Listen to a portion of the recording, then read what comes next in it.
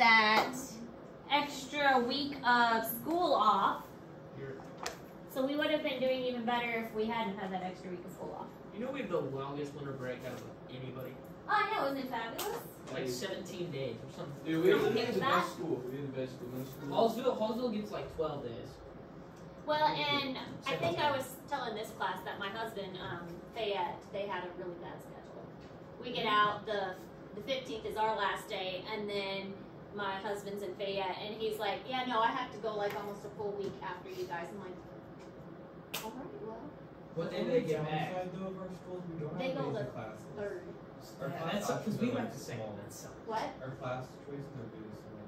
Like if you look at like Rockbridge and stuff, they have so many better options. Rockbridge are all national.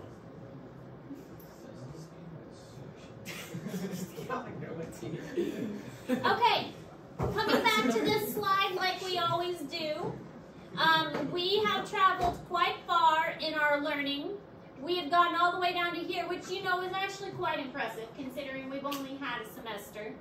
We are now down to these final 4. They are the most interesting.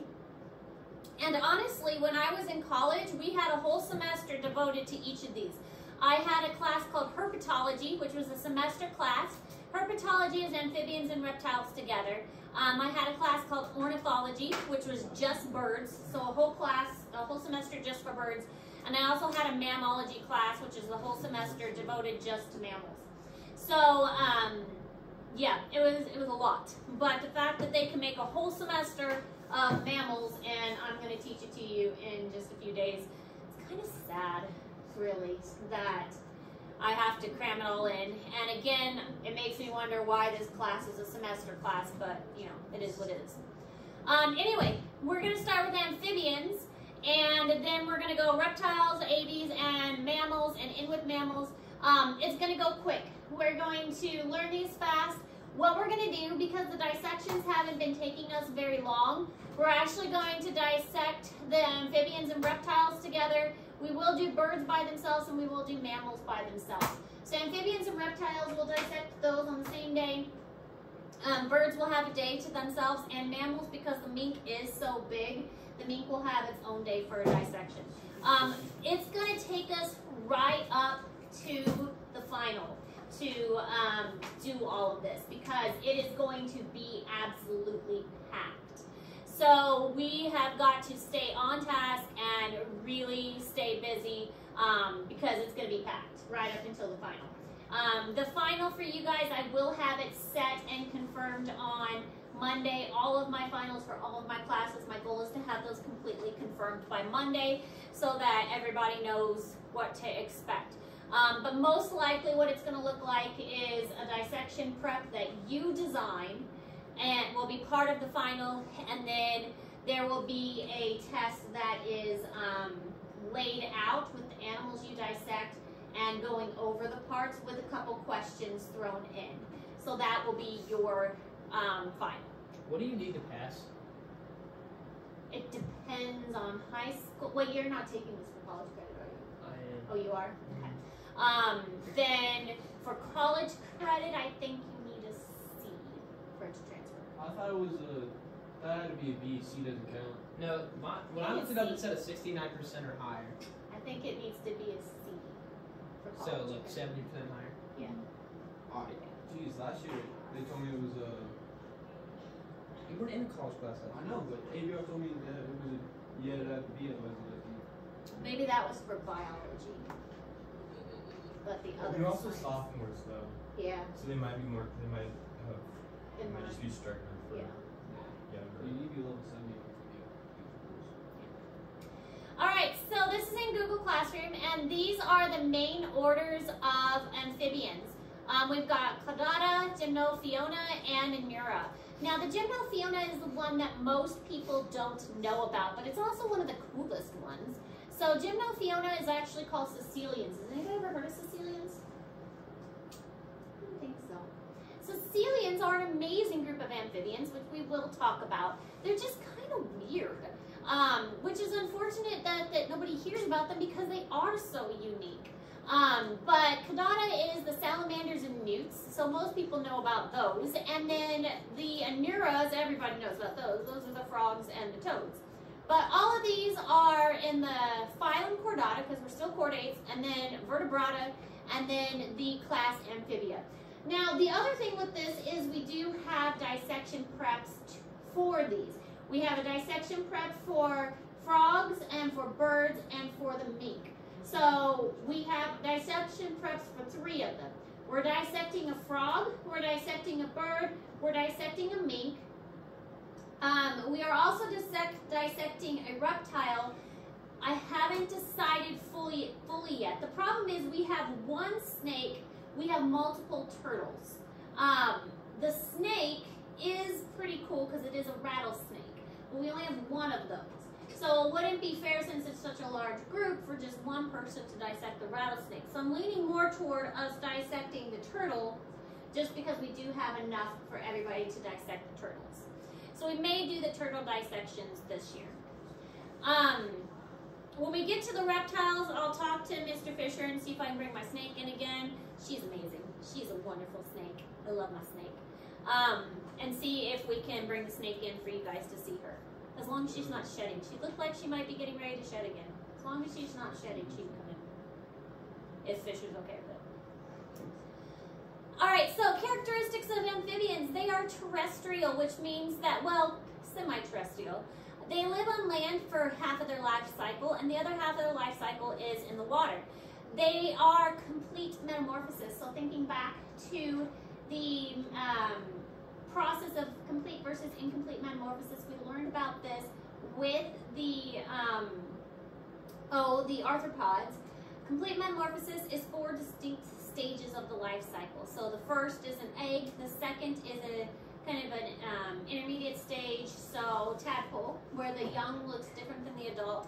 And then we have, for frogs, like the froglet stage, and then we have the adults. So the young look completely different than the adult does. They need to live close to water because they have to keep their skin moist, and the eggs need water and the young need water. Their eggs look like this picture here, so kind of a goopiness. And they also need their skin moist because about 50% of their breathing actually occurs through their skin. So the moisture on the skin helps them to breathe. Without that moist skin, breathing is very, very difficult. They're also considered an indicator species. An indicator species is, it helps scientists to determine if an environment is healthy or not. So if an indicator species is present in an environment, then that means the environment is healthy. If an indicator species is not present, that usually means the environment is not healthy. So these are organisms that are very sensitive to their surroundings. And the reason that amphibians are a good example of an indicator species is because their skin is very much like a sponge and has lots of little holes in it. And these holes will soak up the good water, but the holes also soak up the bad water. So any kind of water that's around them is going to be soaked up by the amphibian. So they can't really avoid if there's pollution. If there's pollution, they're going to soak it up either way. And so a lot of frogs in an area means the area is healthy. Not many frogs in the area means that the area is not healthy.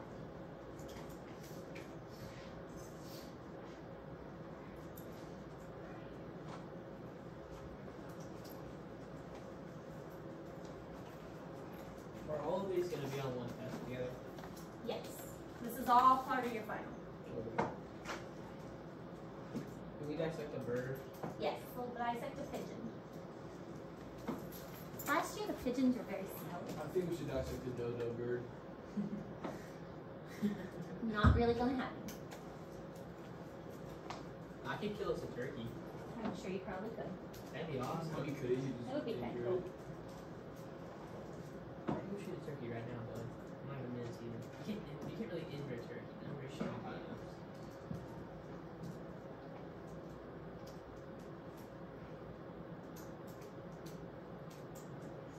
Or chicken. That's chicken.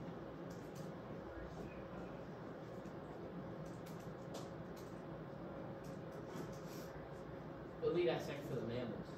Mink. Oh yeah. What's for the Sicilians? Amphibian and frog. Frogs are actually kind of tiny. Yeah. I just think they're brown. Is it like a frog or a toad? Frog. Is it a turtle? Probably a turtle. Let's see. What's that sickle is? Mites. All right. The very first land amphibian. This was called Ichthyostega. Ichthyostega is a fossil that was found. This is what the fossil looks like. It is considered to be the first amphibian to transition to land. Kind of a weird looking little lizard. I mean, not lizard, amphibian guy. But Ichthyostega is this fossil that was found. It still has very much a fish-like appearance. So this is where like the lungfish crosses over into a frog kind of thing, or salamander kind of thing. So it's really kind of a weird crossover, but it does have like a fish-looking appearance. Got some fin-looking things up here, and these fins definitely look like they have some feet going on.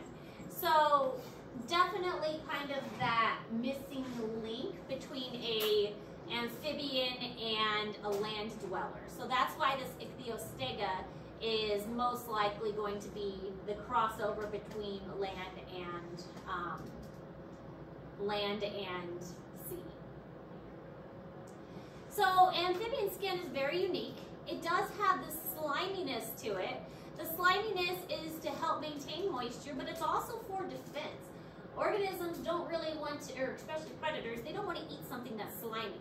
They have bacterial resistance, and it also aids in absorbing that moisture. Now, the skin is so cool that there is a lot of research on frog skin, especially. The antibacterial properties of frog skin, they're for medicine use. A lot of medicinal properties are found in the sliminess of frog skin. The chromatophores, which are the pigment cells of frog skin, will give them that unique coloration. And there are a lot of poison glands in frog skin, or toads as well. Poison dart frogs are a good example. The poison dart frogs, the people of the rainforest will actually, they're called poison dart frogs because they will take the arrowheads and rub it on the back of these frogs to coat their arrowheads and darts with the toxin, and that's how they get the name of poison dart frogs. Then you also have toads. This gland right here behind the eye of a toad is called a parotid gland. So I'm sure we've all picked up toads in our backyards before. I do it all the time. Whenever I find a toad, I catch it and show my children because I think it's cool. But this gland right here is called a parotid gland, and that is actually a poison gland that toads have. So if a dog or something tries to catch a toad, the parotid gland secretes a poison that will make it taste bad, and then dogs will spit it out. Or any predator, really, not just dogs.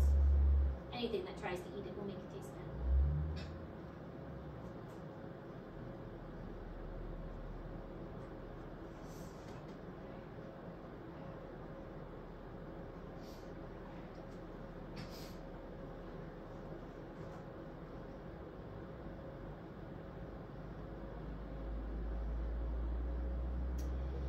If we're looking at a section of the skin of a frog, they have mucus glands, and then they have big poison glands. The actual skin tissue is very, very thin.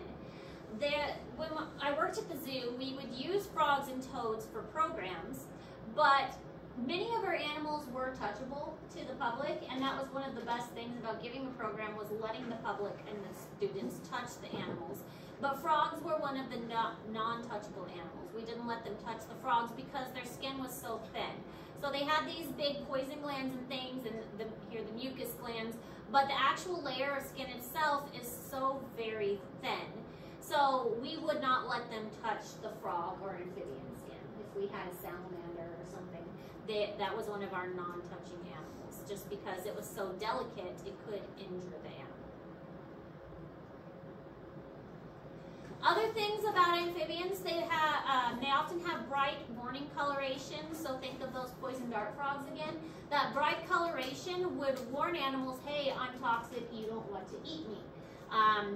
Very beautiful colors. I mean, some frogs are purple, some are red, some are blue, some are yellow. Lots of coloration in those frogs. But there are also, for everyone that is brightly colored, there's a lot that are green or brown that are trying to camouflage. So obviously if one is camouflaging, that's because it doesn't have toxin. And for ones that are brightly colored, that's because they do have toxin.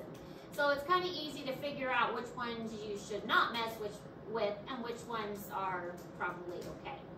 Another defense mechanism is that they often will pee on you when you pick them up.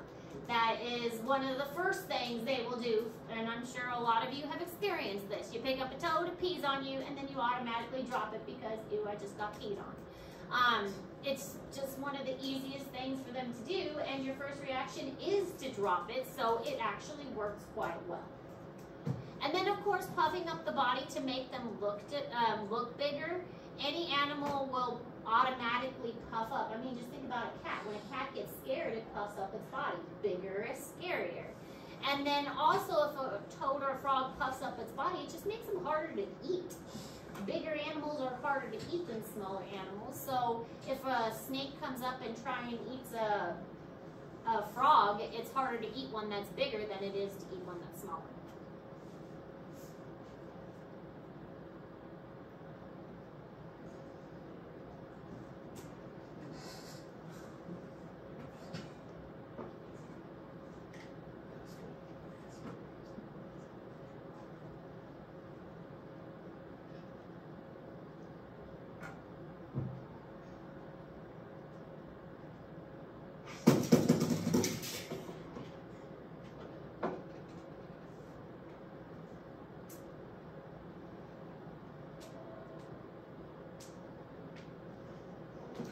Here's just a variety of colors that poison dart frogs can come in. Quite a range. Blues to reds to oranges, yellows, greens, purples. Anything that's brightly colored like this, you should probably not touch. Probably have seen some before in displays or at pet stores. Some of them can be kept as pets.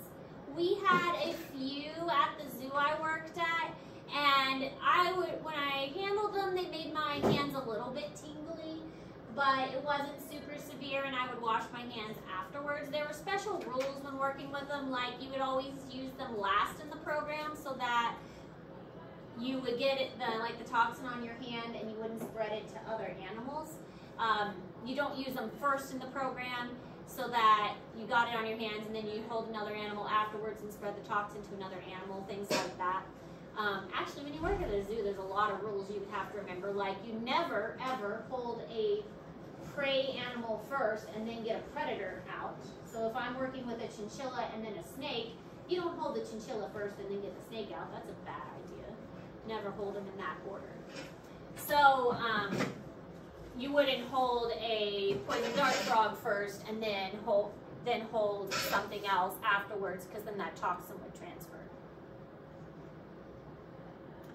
All right, so amphibians, the eggs will lack a hard shell, and this is important because if the egg lacks a hard shell, then that means that their egg has to be laid in a moist environment. Their egg cannot maintain that moisture inside it, so it can't be laid on land. It has to be laid in a pond or a puddle or someplace that is going to have moisture to keep the egg wet. It's often going to be in a clump or a stream. So this summer I have a koi pond, and I keep hoping that frogs will come to it. Well, last summer a frog did come and lay eggs, and I remember hearing the frogs call, and I got really excited. And then I went out and I was sitting there, and it's like, what are these ribbons? And it turned out they were frog eggs, but they were in these long strings. And so I didn't recognize them at first, but it was these long strings of frog eggs. Amplexus is the position that frogs get into when they mate. The male basically grabs the females kind of under the armpits and kind of hugs the female. It kind of holds them in place so that the eggs are sure to be fertilized, because it is external fertilization. The males and the females release the eggs and the sperm outside, and if the males are holding the females in amplexus, then the male's eggs, or the male's sperm is sure to fertilize the female's eggs. And just like birds, the frog calls are unique to the species, just like bird calls are unique to the species. So if we had had the time, and regular zoology will do this, regular zoology gets to learn frog calls and identify frog calls, and they will have a quiz over frog calls. Oh, what? I know, right? You guys don't get to learn frog calls. Because it is like bird calls. Each bird has a unique call. Frogs have unique calls too. Is it true that when you hear a blue jay, that means there's a deer around? I've been told, I mean, I was watching like a hunting video and they said like whenever you hear like the whole thing of blue jays like going crazy, it usually means like there's a deer. They like to follow deer. Really? And the same with crows. Crows are just like, if you hear a crow, you know there's something. And they just like to call you out. It might be possible because those kind of animals kick up insects. And so, I mean, it is known that large herds will be followed by birds because they kick up insects. And so birds will follow that to eat insects. So that kind of stuff is more common. But I don't know about like just a single deer. Yeah. And then some amphibians take care of their young and actually protect them. Gastric brooding, this is interesting. It is believed that these frogs are now extinct. This is where there is a special pouch inside of like the throat of the frog, and they would basically swallow their eggs, and the eggs would hatch inside this like throat stomach pouch, and then the little tadpoles would develop inside, and it's called gastric brooding. And then once they developed and into little froglets, they would basically like spit them out, kind of throw up the little babies. Oh, and then the Suriname toad. Oh, that one's cool. Have you guys heard of the Suriname toad? Suriname toad? Yes. Are they weird? They have a cushy back. The females do. And actually, they look really weird too. They have like a small pointy head. But the females have a cushy back. And the skin on the back gets really mushy. And so when they lay the eggs, they swim under it. And then the eggs get embedded in the mother's back. And then the eggs hatch in her back in these little pockets. And you can see the little tadpoles swimming around in her back in these little holes. Isn't that cool? She's such a good mom. She gets the little tadpoles in these little holes in her back and carries her little babies around. Dude, I feel like there's Disgusting. That's a good mom. She carries the baby like in little pockets on her back, like in her actual skin. And of course I've got a picture. Why wouldn't I have a flat. picture? No, those are babies. It's pretty Of simple. course. Why wouldn't you? Looks like Michael. Ah. I don't like it when we have to identify this. But that's part of the fun of zoology. Yeah. So this is amplexus, with the males on top of the female and kind of grabbing her from behind. If you ever see frogs doing this, leave them alone. Let them finish their business. Yeah, look, you saw that. Yeah, just leave them alone. They're doing their thing. Just don't bother them.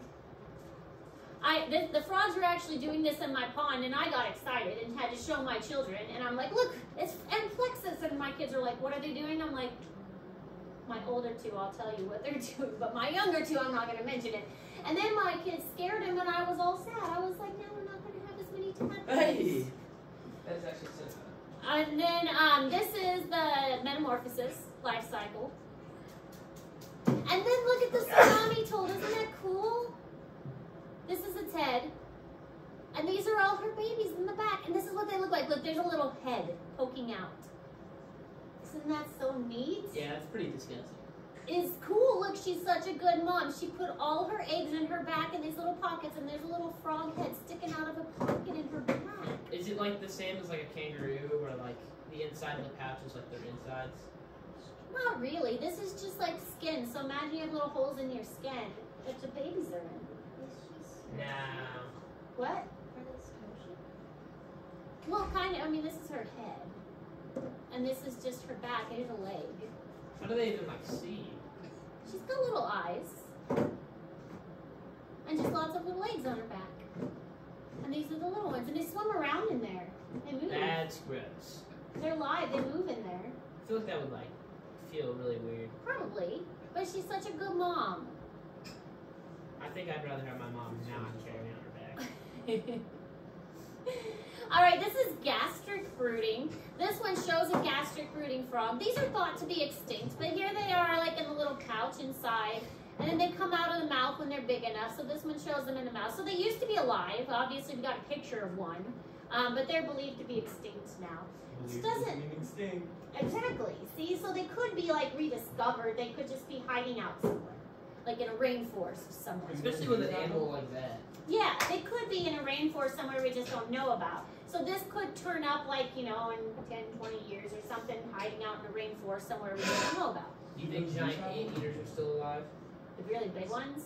I think with really big animals, we probably would know about them, but who knows? I mean... Well, they said there's like... It's somewhere like over in like Europe. But I know they said there's like a giant like place that's like never been touched by the outside world that would be suitable for where they for like them to live. And like the only way you get in there is like helicopter, so no one goes there, and they can be like undisturbed. See, there's a lot of things we don't know. With science, and that's one of the cool things I love about science, you don't know. So much we still have to discover. All right, then we have Chordata. Chordata are salamanders. They do have a tail, and they do have the tail the entire life. So, anurans, which are the frogs, they have the tail when they're younger and they lose the tail. Their legs are not specialized. They can't jump. They've got tiny legs. And so their legs are not very good for much. And they kind of like, they wiggle when they walk. And I used to do that with my first graders in zoology. I'd make them like do the salamander wiggle. But their legs aren't specialized, but they do need need water for their young. So oftentimes they're gonna live on the forest floor next to like a creek or a stream or something where it's very like moist and like under logs where it's very wet. They still need that water. They still need the eggs to be laid in water. So they're not going to be found too far away from water. A lot of times you're going to find them in window wells of like a basement. You know how the basements have those window wells? They will fall into those and they can't get out. So salamanders are often found in those. They fall down there looking for bugs, and it is nice and moist and wet in those because the rain gets kind of collected in there, and then they can't get out of there. Barred tiger salamanders are really common in this area, and they'll get trapped in there a lot. Caves is a good example. There's a lot of cave salamanders. We have quite a few in Missouri, types of salamanders anyway.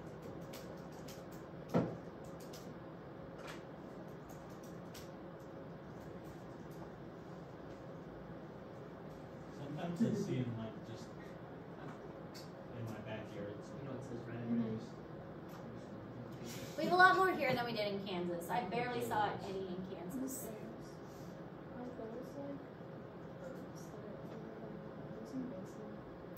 Those, I believe, are European starlings. So yes, the European starlings travel in large groups like that. They're like, we passed by a field I think Gail to our Lewis is house, so class. and it was just like black. Don't And know they- that. That's My kids call them the bird army. Gail Lewis.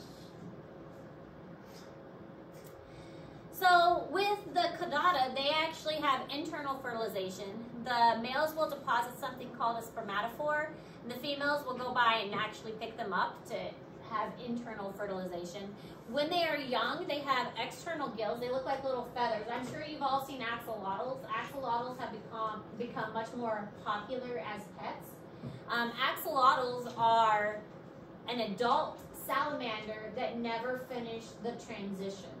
So they don't transition out of the amphibian stage. They're going to stay in that, like the water stage their entire life. So they are a type of salamander, but they stay kind of in that, that juvenile stage their entire life. They're related to tiger salamanders, which are pretty common, and they always are going to have those feather-like gills on the outside. Are axolotls, like, you can't find them in the wild? Like, they're very rare in the wild. They are pretty rare in the wild. Because They're pretty rare in they have Minecraft too. there's like a river in Mexico where you can still find them, but it's like super hard since they have to have like super clean water. They're pretty rare in the wild, but they've become pretty common as pets. There are a couple. I was at the Columbia Pet Center over Thanksgiving, and they had a couple there. My kids really want one. She wanted to class stuff. Because I don't have enough glass pets. No. You guys aren't happy? Anymore. That's what my kids were saying. They said they needed another pet. I've been thinking of an axolotl. I just haven't done my research enough yet. Christmas present. I haven't done my research enough yet. How to take care of them properly. Need to research a little more. What? You think you're going to be replaced? Don't worry. They can't play with an axolotl. They can't take them out like they can take you. I'll You're say still the anything. favorite. Whoa! There's no way. Alright, so then we've got a barred tiger salamander. This is really common. This was actually the state amphibian for Kansas. I don't know what our state amphibian is. Bullfrog? I want to say bullfrog. No, I think Vivi's a turkey. Not an amphibian. I think it's a bullfrog. Texas blind cave salamander. Here's an axolotl. What's the difference between the Japanese- cave salamander and the axolotl? This one's blind. Bullfrog. Axolotls, axolotls aren't as common. I don't think they live in a cave. I think they live in more freshwater streams. And they do have eyes and vision. These are blind, completely colorless, and only live in certain caves. Do they use echolocation? They don't. So how do they do anything? They just More hold their leg to the sensitive? wall? More sensitive, and I think they might have a better sense of smell too. Like sensitive to like vibrations in the water. Like they can smell like they're about to like run into a wall. And sensitive to vibrations in the water. Yeah. Japanese giant salamander, I believe this is the largest amphibian. And then the hellbender, these are in Missouri, but this is the largest one in Missouri. It's like a third. It's not very nice. It's got a crazy name too. It is. All right, and then we've got Sicilians. Sicilians are so cool. This is order Gymnophiona. Sicilians are found in tropical areas only. They look like long worms, but they're amphibians. They're only found in tropical areas, burrow underground and eat invertebrates. They are worm-like and they're tiny, tiny eyes. I mean, they're nearly blind, but they still have tiny eyes, so they're not technically worms. They are amphibians. They're amphibians because they go through the stages of metamorphosis like an amphibian does. Their internal fertilization, and the larva stage can be internal and external, and some Sicilians, young, develop in the mother and scrape the inner lining of the reproductive tract with tiny teeth. They eat their mother. Isn't that nice of the mother? They eat the mother from the inside. That's how they get their nourishment. Huh? They eat their mother from the inside. Oh my god. Ain't that crazy? No? Eating your mother from the inside. Well, that's basically what you guys do when you were No. We eat from what they eat. We don't eat them. Actually, I feel That happens too. What? yeah, you didn't know. It's called meconium. Sick.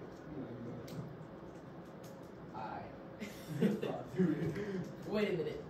So they literally eat their mom. Mm-hmm. They don't eat the food their mom has. They eat their mom. They eat their mother. Okay, humans don't do that. That's just us.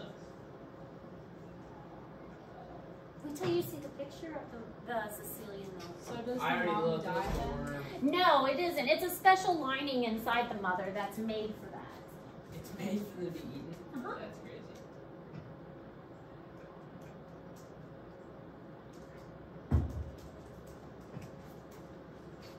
Animals are so cool.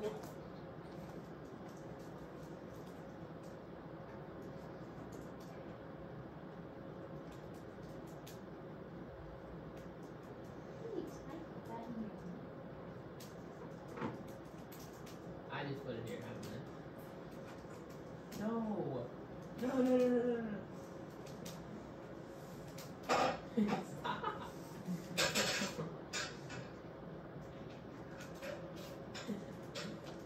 This is actually anytime I scroll to the bottom.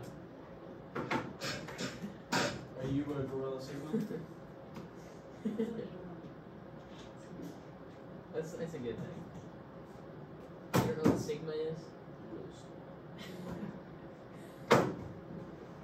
It just makes you want to be really big, like super like, I don't really have desire.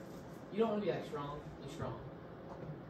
I'm strong emotionally. And Well, imagine your like intellectually. family's dangling over a cliff. You want to be strong enough to pull them up, right? And that would be Gorilla helpful. signal. I don't really want to drop my children. Well, it's not saying you drop them. Like, imagine you guys are like in a ring game. Somebody slips. Oh, you gotta hold them on. You want to be strong enough. Have you ever watched The Good Son? No. The good son part of it. She's I like It's what's a- happening in the middle. it is basically her, and she's got her son and her nephew, and they're both dangling over a cliff, and she has to choose which one to drop.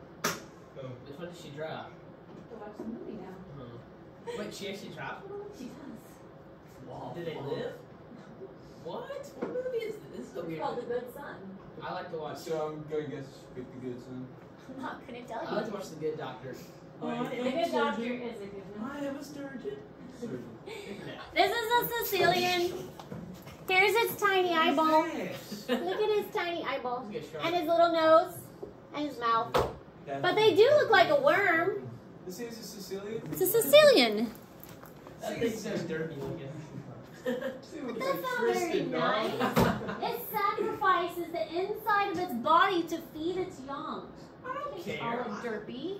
That thing's derpy looking. That is not very nice at all. It's an amphibian that nobody knows about, who lives quietly in the rainforest underground, minding his own business.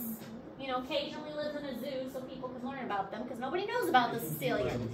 Except now you guys do. Now you guys know about the Sicilian. Which is a pretty cool amphibian. Looks kind of like a worm though. With tiny, tiny eyeballs. Look at his tiny eyeball right there. That's so silly. What's the little white thing? Is that his nose? No, this is his nose. Right there. This is his eyeball. I'm not sure what that is. No, the other thing. What this? That? I think that's just dirt. Alright. Living cave or something? Anuras. You look kid. Frogs, toads are the Anurans group. No tails as adults. External fertilization, we already talked about amplexus. Hind legs modified for jumping, hopping. Tadpoles are herbivores. Adults eat insects.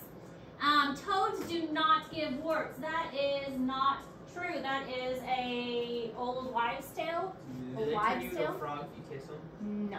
I kissed frog. Bumpy skin is glands that help keep them moist. Warts are a virus, which means it's contagious. But warts are caused by a virus, not by toads.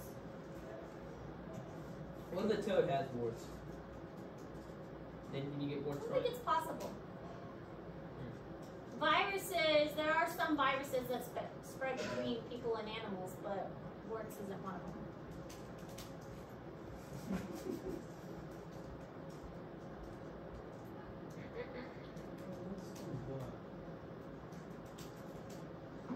A tree frog. Clown knifefish. No, maybe I'm just thinking of birds. There's certain stuff that we have like isolation tunnels they're like completely enclosed and they have like air kind of thing to breathe, but I'm gonna go find a we date. have to like wear like full suits and everything to touch them. It's called zoonotic diseases. There are some zoonotic diseases that can transfer between people and animals. There are some diseases that do. COVID being an example. Yeah, we have like our normal kennel room for adults, and we have like in the same room that we have like the isolation kennels is on the other side the cat kennels. It's like the cats are right next to them. Let's sacrifice some cats. They're pretty happy back there though. Yamori, I brought the cockroaches back today. Before I did, I fed Yamori a bunch of roaches last night. He was pretty happy. Gobbling those roaches up. It's gotten big. He has gotten bigger. If we come back next year. Yeah. I think I am gonna wait till after Christmas. But he will come back after Christmas. He likes his big tank. So that's normal for this one. Yeah, he likes his big tank. Alright, this is in Google Classroom, just comparing and contrasting frogs and toads. Frogs have smooth skin, frogs jump, frogs don't have a warty body or bumpy body. Frogs need to live closer to water. They have to live like within a close distance to water. Frogs are usually smaller overall, and they do have tiny teeth. You may not realize it, but frogs actually have tiny teeth. And they have webbed feet. Toads have bumpy skin and drier, so they can actually live further away from water. They still need to go back to water to lay their eggs, but toads can go farther away. Sally Robertson, please report to the office. Sally to the office. Toads actually make short hops instead of longer jumps, and they live on land and breed only in water, so they go back to water to breed but can live further away from water. And their bodies are usually kind of like chunkier with legs that aren't as good for jumping. No teeth. Toads do not have teeth, frogs do. And shorter legs. Here are some examples of frogs and toads. Red-eyed tree frog is a pretty common one. Woodhouse's toad. This one is found around here a lot, along with the American toad. I've seen both of these quite often. Bullfrogs, super common as well. These make really loud noises that can be heard for up to a mile. I think this is the amphibian of Missouri. It is. Yeah. Leopard frog, spring peeper. This is another common one. You don't really see these because they're tiny, but you can identify them by their call. Western chorus frog isn't on here, but that's another one, especially around here, that I've heard calling in the springtime. So, I know what a bullfrog sounds like. yeah, that one's You pretty ever had frog legs? Mm-mm. They're good. Green tree frog, poison dart frog, and the Suriname toad. We have green tree frogs. All right, other things about amphibians. We still got some time. 3-chambered heart, the fish had 2, so we're getting more advanced. Yeah. The fish, both the sharks and the fish had 2-chambered, but now we're up to a 3-chambered, so that's more advanced. We're getting up there. And they have better bones to resist gravity. But their skeleton is getting better too. With their skeletons kind of fused in more places, so like their hips are kind of fused and their legs are kind of fused. But their skeleton is getting more advanced as well.